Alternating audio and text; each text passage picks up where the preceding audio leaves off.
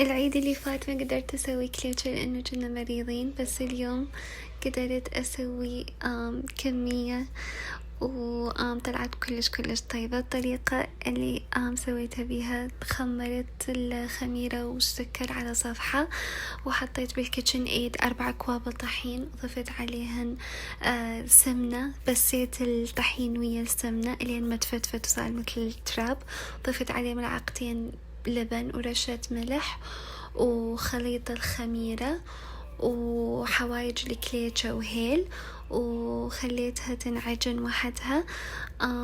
بعدين حطيت لها شوية زيت وخليتها تنفش، نفشت بطريقة كلش حلوة. بعدين سويت التمر، حطيت زيت بالطاوة وحمست عجوة التمر ويا الهيل، وسويت خليط الجوز ويا السكر البني، وطلع طعمها كلش طيب. وبعدين بديت أشكل الكليتشة. هاي الطريقة اللي شكلت بيها الكليتشة مال التمر. أكيد هواية ناس يسووها بطرق مختلفة، ما أعتقد بيها طريقة صح وبيها طريقة غلط، هي بس تختلف من عائلة لعائلة.